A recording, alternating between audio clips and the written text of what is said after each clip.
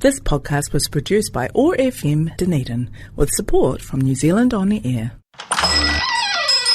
Oh, how I love being a woman. Welcome to Girl Annotated on OAR FM Youth Zone. Take a seat in our virtual cafe as we indulge each other in feminine-focused issues.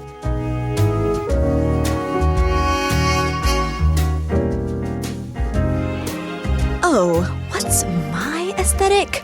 Max and Ruby, and I cannot stress this enough. Max and Ruby, Ruby and Max. The cinematic juxtaposition between the two bunnies, the differences they share, yet they still have love for one another. No bunny too loud, no bunny too weird. No bunny is perfect, but no bunny will fear.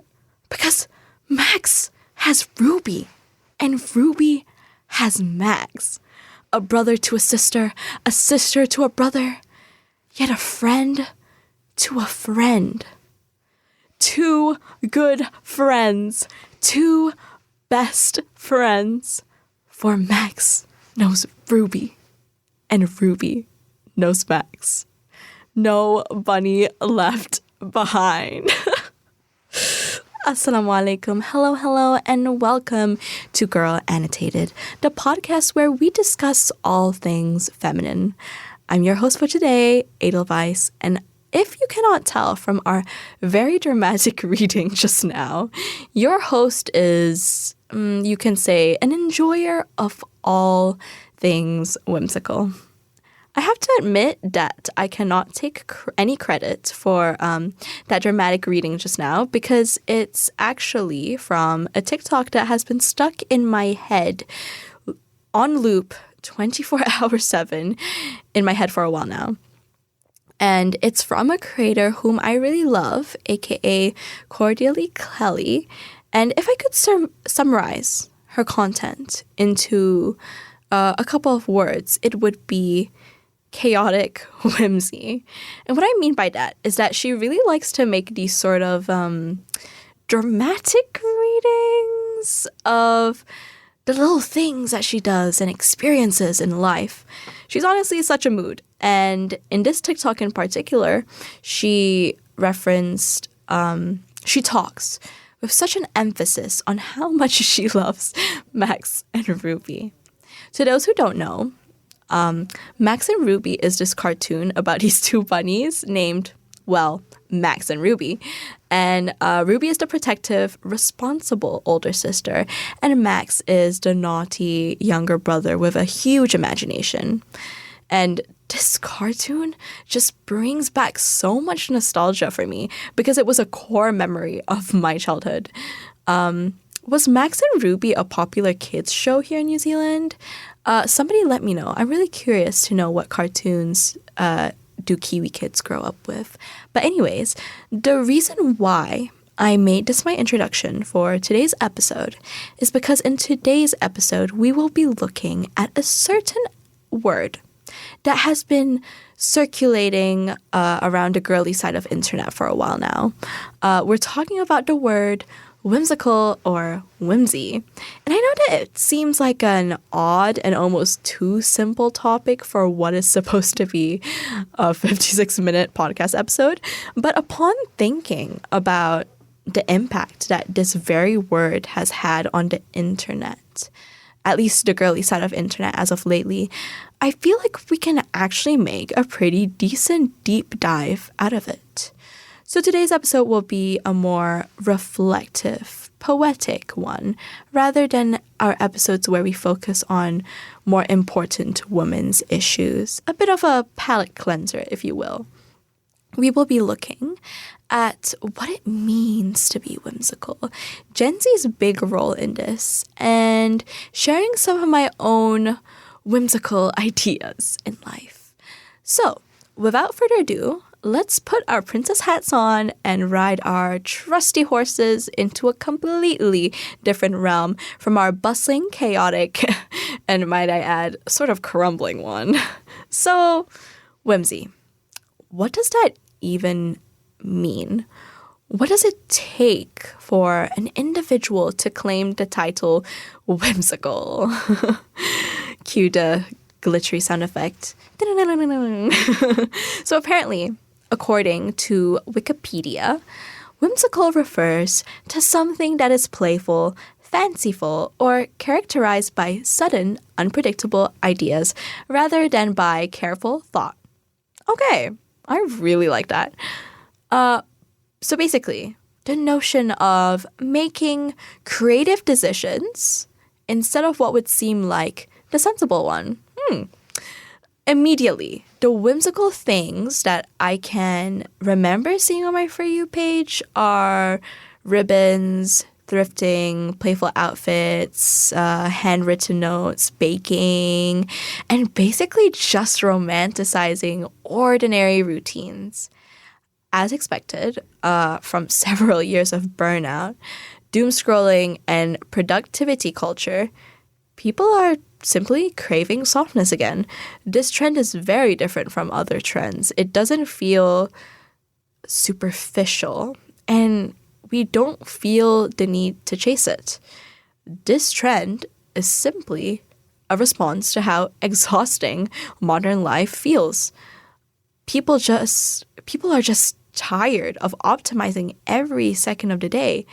Not like it's a bad thing. Being productive is good, but because when you only focus on your career or your 9-to-5 job, you forget to enjoy yourself. And some people who are unfortunately unable to comprehend this result in finding no meaning in life. I don't mean to take a depressing note to this, but I think it's very important to acknowledge that when you forget all the meaning in life, that can actually lead to, and trigger warning, you might want to pause here, but this could lead towards paths of addiction, or even worse, suicide. In countries where office jobs are draining office workers with very little pay and take about 90% of their life, suicide rates have never been higher. For years, adulthood online looked hyper-curated and hyper-productive. And whimsy just completely rejects that mindset. It fully embraces joy that serves no purpose beyond making life feel a little lighter. This is why whimsy hobbies are suddenly everywhere. Adding sprinkles to your desserts, collecting receipts and stickers for your scrapbooking, laptop stickers, crocheting, dancing in your room. These tiny offline rituals that make us human, especially in a world where, you know, we are surrounded by capitalist men. I feel like I've said that so many times on a podcast. And AI. We're so scared of being replaced by AI when we're still being forced to work 24 hours 7. And this is a little note.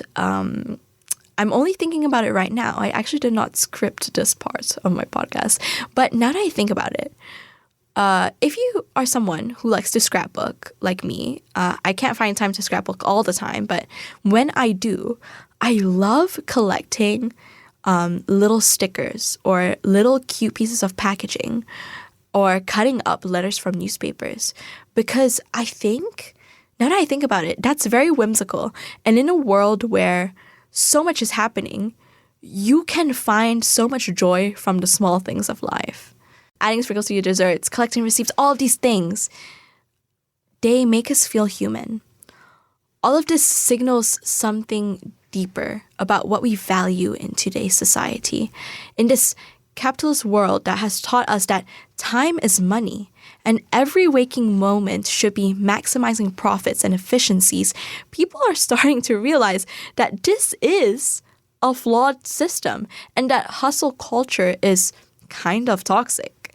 This trend has made us realize that enjoyment shouldn't be controlled or earned in this capitalist rat race that teaches us that our worth is based on our labor and our output. Learning to slow down, enjoy the everyday, and live whimsically is actually, if you think about it, an act of soft rebellion and taking ownership of our lives back. And when you think about it, these little things aren't so little at all, as they are actually helping us break free from low attention spans and allowing us to think outside of the box. When you think about it, it's actually kind of sad that us Gen Z just happen to be born in a time where the world is constantly on fire. Our generation is very passionate, but also very burnt out and unmotivated because we feel like there's nothing we can do. There's always some sort of think piece online, the New York Times or whatever, claiming that Gen Z is killing industries and saying stuff like, why doesn't Gen Z want to do this? People want to have lives, but we just don't have any money and everything needs a subscription nowadays. Everything is being charged more, but the billionaires themselves won't actually pay for anything. It's like strangling someone while saying, oh, why don't you try breathing? Breathing? Why don't you try that? But you actually can't breathe because they are literally trying to strangle you. Yeah, I got a bit passionate there, but I feel like being whimsy roots in this need to escape the world. And that is why we are so drawn to Y2K fashion, Disney Channel aesthetics, and grandma hobbies that we never experience firsthand. But also, this form of escapism has changed into a form of reclamation because although a lot of these aesthetics derive from nostalgia that Gen Z has never experienced, there is our own touch of creativity to this. We film everything. And that is a good thing if you look at it from a different perspective. We like to make fun of people who take selfies out in the wild and people who feel the need to film everything. And yes, to a point, you are subjecting yourself to your screen. But when done moderately, we are actually learning how to produce content. We are often told that we are shallow or lazy for growing up on social media, but there's a big difference between consuming content and creating content. And what makes Gen Z so special in this whimsy trend is that Gen Z sort of has this culture of trying out different styles of content creation and projecting that style onto the world. Doom scrolling is bad. But when we are making aesthetic carousel posts, editing vlogs, posting stories, heck, even spending your time on Canva, there is a lot of effort into doing these things. It is easy to say that filming TikToks are a waste of time. But if you consider the type of TikTok and the time and effort some people take to film and edit interesting videos, that is considered a skill. And when you think about it, you're not just making content for yourself, but you are sharing something that you did with thousands of people, passing on that knowledge that you have. I like to think of posting a highly thought of Instagram story as adding another page to my journal, a public journal where people can see what type of person I am. Being whimsy allows you to break from the low attention span and going out there and trying something new. And then when you're done with that, returning with the content creation aspect of it and sharing what you have learned with the world. And I can say this with experience with Girl Annotated. When I first started, I realized that I didn't want to just talk on air, but also have an Instagram page so that I can learn how to do content creation as it's so big nowadays and just play with aesthetic visuals that suit my podcast.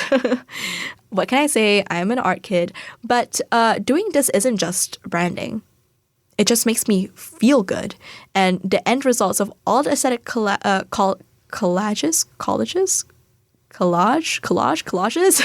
and posts that I have edited give me so much low cortisol.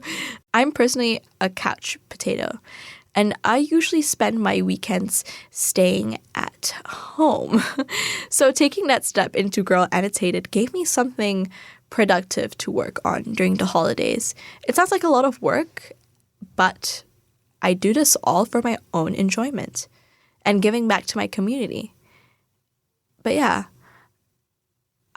even if it's just a video online with a caption of living my most whimsy life. The effort into making that is still considered an effort of creating content. And that's definitely way better than watching than, say, I don't know, Fruit Love Island or any other AI slop animated videos. I really hate those. I think something else to note is that this whimsy trend sort of ties into what I said in episode 2 about embracing change and to stop labeling everything as performative. The whimsy girlies are a fresh breath of air from all the minimalism and boring design choices in our world right now. I personally prefer aesthetics with more color and pop, but that's just my take. And my take is that the rest of 2026 will be the year of the whimsy.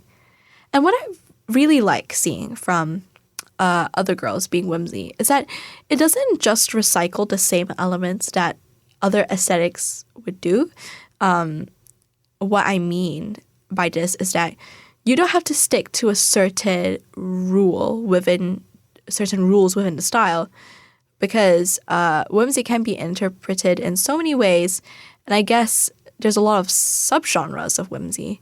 A good comparison would be, for example, might I say, the coquette aesthetic, I think, felt like a micro trend almost. It didn't last long as I thought it would. And maybe that's just because it limits to just bows, lace, the color pink. But being whimsy is literally anything that feels imaginative and magical. Yes, it leans towards more feminine things, but even those who don't enjoy feminine aesthetics can be whimsical. Because I am a hijabi woman, I have had a lot of hijabi women on my For You page, and I have absolutely been eating up every single whimsical take that the hijabis have. They're so creative. Lately, a whimsical fashion style has been wearing these lace and polka dot undercaps under our hijabs, and they are so freaking cute and genius. I also really like the sub-style of the whimsical witchy aesthetic. A lot of like purples and just very witchy things, witchy aesthetic.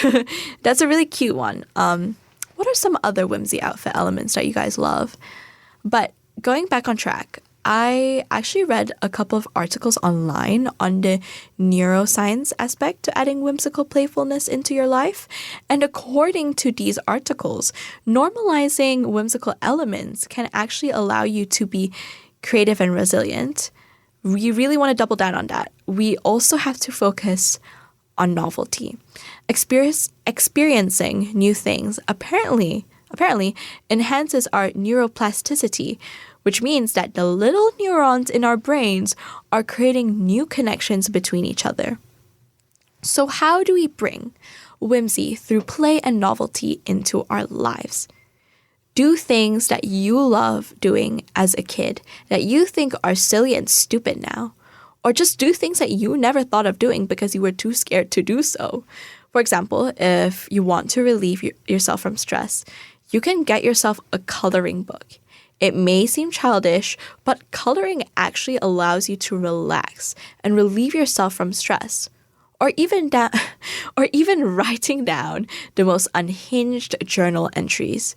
To reconnect with your inner child, it's not just about exchanging your external routines that you do, but also how you relate to yourself and the world around you internally. I'm about to expose myself. But when I was around 13 or 14, I used to keep what I would call a dream journal. I only kept it to myself, but I would write down whatever crazy dreams I would have. I'm not going to tell you guys what dreams I had, but the moment I would wake up from a crazy dream, I'd lunge myself towards that dollar store notebook that became my journal, and I'd be like, write that down, write that down. I unfortunately stopped doing that because I thought I was being cringe, but I think by doing that, it actually, and as well as reading a lot of fan fiction, but also real books as a kid, that probably helped me improve my writing and articulation. I think that method really works for kids who refuse to read. Thankfully, as a child, I read a lot of books, but I know that for some kids, they just can't enjoy reading. So writing down stuff actually will aid them in relating themselves to the world around them. One person who I think absolutely embodies what it means to be whimsical is figure skater Alisa Liu, who captured the internet's heart in the beginning of the year. She fully embodies joy for life, even when she is struggling, because she grew up as a child prodigy and she gave up ice skating for a while because she didn't get to fully enjoy being a child when she was busy training for the Olympics. She went on a hiatus as a teenager, but then she picked up ice skating again, and she fell in love with doing it when she wasn't trying so hard to win. And in the end, she was able to win a gold medal from just enjoying herself. So yeah, that was a little rundown on what it means to start adding magic to your life. Before our break, I have a little announcement to make. So, I really love the small breaks in between the two parts of the podcast, but unfortunately, that's something that you guys only get to experience when tuning into us live on the radio. And I understand that a lot of people prefer listening to the podcast in their own time. But because of copyright issues, the musical experience is taken away from Spotify, Apple Podcasts, or the OR FM website. So, I made a playlist on Spotify that has all the songs that we have been playing on the podcast, and I will be adding more songs as the following episodes come out. You don't have to listen to it, but if you would like to see what my music taste is like, and might I add, I have a very whimsical music taste, then check that out. It will be linked in the Instagram bio. Now that we've taken a look at what whimsical is and what it means to be whimsical, I'd like to share something I found interesting and I consider to be beautiful and somewhat whimsical as well. So, what I want to share with you guys today is the association between women and the moon. I know it's a bit weird, but woman and the moon have been linked for thousands of years, but that connection is less about biology, but more about societies have historically tried to define and control both nature and women. In early Greek mythologies and other mythologies as well, moon figures like the Green goddess Selene or Artemis weren't just made up celestial figures, but rather they were created to symbolize independence, fluidity, and a kind of elegant power that didn't just conform to rigid structures. Although Greek women were not treated as equal as Greek men back then, the fantasy of these women were made to be equal to the beauty of the moon, and that has lived on for centuries, sort of aiding the women at the time, who could only imagine such power. And across different cultures, the moon has always been tied to transformation, exile, and autonomy. In East Asia, the tale of the moon goddess Chang'e has influenced the Mid-Autumn Festival and celebrates symbols of immortality, love, and family reunion. In the Middle East and in Islam, the crescent moon serves as an importance to the Islamic calendar. And actually, fun fact, a Muslim woman named Maryam al-Astrolabi designed and crafted a device called the astrolabe, which uses the moon to measure time and determine latitude. Indigenous cultures saw the moon as an integral clock for survival, and folklore often describes a woman in the moon. Experiences that often mirrored how women lived on the margins of patriarchal systems, while people would later make connections between the lunar cycle and menstrual cycle, because both the moon and the woman would be in sync. You could argue, actually, that this association could be used to frame women as cyclical, emotional, or unpredictable, just reinforcing gender stereotypes, especially during periods of the Salem witch trials, which it was a time where this symbolism took a dark turn. Women who were simply intuitive and wanted to understand the world better would be increasingly viewed with suspicion and, of course, seen as dangerous. In that legacy, a lot of women have decided to own the idea of being dangerous and feared because of being divine, divine like the moon. And now the moon is a symbol in a lot of whimsical, witchy aesthetics. The moon didn't inherently belong to women, but the association reveals how societies have long projected meaning into women's bodies and behaviors, sometimes to mystify them, but also sometimes to limit them. Now to reclaim that symbolism as a source of power and connection. I saw a comparison once online that a man is like the sun and that the moon is like a woman. The man, like the sun, shines majority of the time, taking most of the spotlight. But he can never shine all the time and needs the moon to shine during the night. The sun can never shine without the moon, although it outshines the moon. They both need each other to coexist. What do you guys think about that? I find that rather interesting. And here's another one. There's also a really nice poem that I saw online from a creator called Poems by Suri on Instagram. And it goes like this. The woman asked the moon where she got her stretch marks. Moon said she takes hits from space rocks to protect Earth. Her scars are proof of billions of years of love. The moon does not feel ugly, does not try to smooth her dimples or shrink her colossal body. People across centuries kneel beneath her glow. The moon knows what it's like to stretch her skin to support another. The woman is still learning how to stretch for her own becoming. I think that's really nice. I really love poems that show the beauty of motherhood and the beauty of maternity. It's really sweet. So you see, even back then, a lot of women were pretty whimsical themselves. And it's interesting to see in different cultures, the moon has always had such important symbolism. And I think it's also interesting why us women keep returning to nature. Flowers, the moon, the ocean, birds, butterflies, mushrooms, stars. None of these are random. And because like I said just now, women have historically been compared to nature because we are viewed as mysterious and uncontrollable. I wish.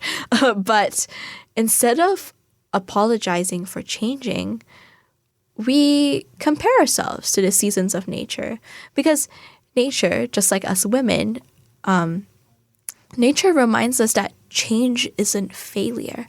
It's normal. It's normal for a woman to want to be, to want to be different and pursue different things and to have different versions of feminism and different versions of femininity. Yeah. Funny to think that you can always connect things, and maybe those little things that we connect aren't just mere coincidences. Maybe we're just meant to be celestial beings. Who knows? Remember the Olivia Rodrigo episode where we talked about being cute and embracing the idea of cute things? I think even that can be connected to our whimsical discussion. I mean, like we've talked about, we've talked about it in that episode. A lot of people still mock women for having a lot of things that are cute, but we're just so chill and we just love to collect whimsical things and have whimsical hobbies and like jellycats and Sonny Angels and calico critters and pop marts and we love going to cute cafes. And I guess that's what I mean by my tagline for Girl Annotated being how I love being a woman, because I could never see myself changing who I am. Because liking cute things and being feminine and being able to make connections and intelligent, symbolic discussions is all about being a woman. I know it's cheesy, but I don't care.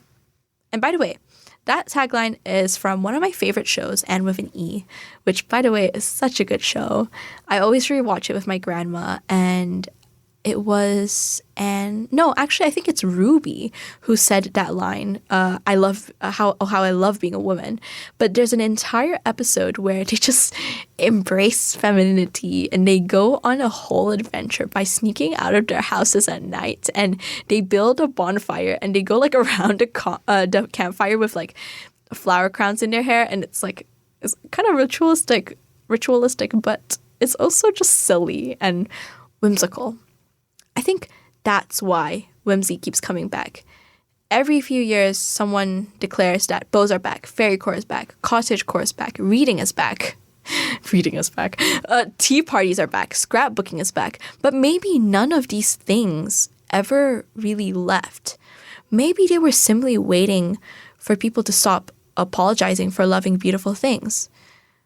Maybe we live in a world that constantly asks us what our hobbies can earn us, what our passions can produce, and whether our interests are useful. Yet some of the most meaningful parts of being a human have never been useful. Watching the moon rise isn't productive. Pressing flowers into the pages of a book won't advance your career. Baking a heart-shaped cake with bows does not solve any of your problems. Believe me, I tried. Writing letters by hand takes longer than sending a text. And still, people keep doing these things. Because beauty isn't a distraction from life. It's a part of what makes life worth living. Women have spent centuries weaving beauty into everyday existence, not because they had endless free time, but because beauty was often one of the few things they could create and claim as their own. Maybe that's why today's generation is embracing whimsy again. It's not just about ribbons, lace, or fairy lights. It's about refusing the idea that adulthood must be colorless, that efficiency is the highest virtue, or that joy needs to justify itself. Choosing to romanticizing your morning coffee, or to admire the moon on your walk home, to buy yourself flowers, to reread a childhood novel, or to dress in a way that feels magical, isn't about escaping reality. It's about noticing that reality still contains magic if we allow ourselves to look for it. Growing up doesn't have to mean abandoning wonder. Perhaps real maturity is knowing that wonder is something we must actively protect. And I guess now I'm just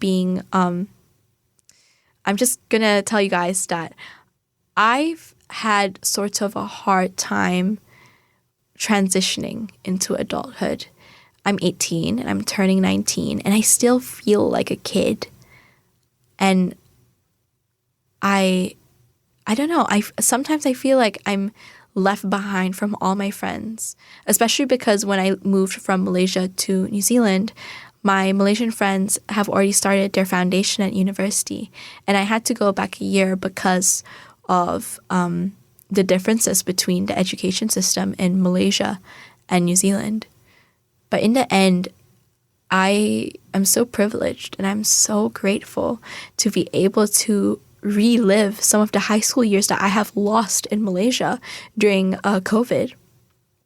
And I saw a post online and I thought it was really cute. It was it was about this father who had to sort of like give up his education to let his daughter go to university. They were very poor, and so he would work 24/7 just for her to get a good education.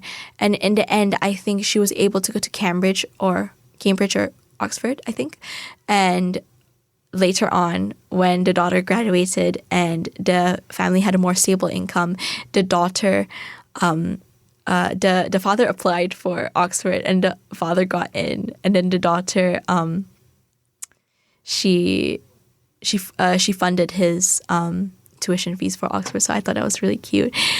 Yeah, I have a very old person, like an old person's For You page sometimes when I'm doom scrolling. These are like the type of things that my grandma or my mom would send me. But anyway, like I said, growing up doesn't have to mean abandoning wonder.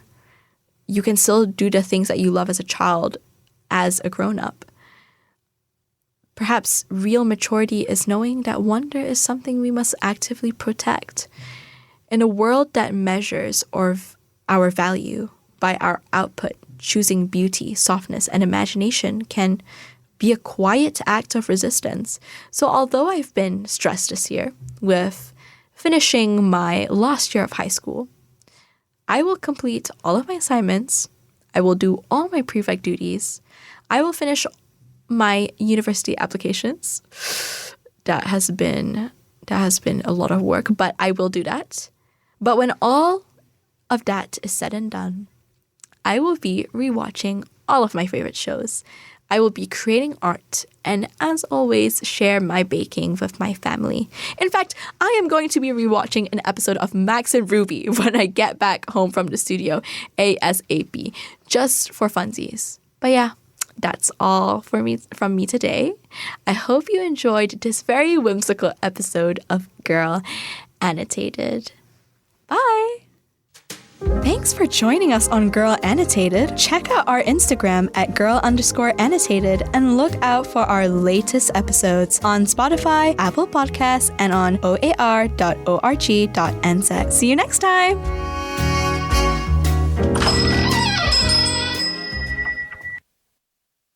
This podcast was produced by OAR FM Dunedin with support from New Zealand On the Air.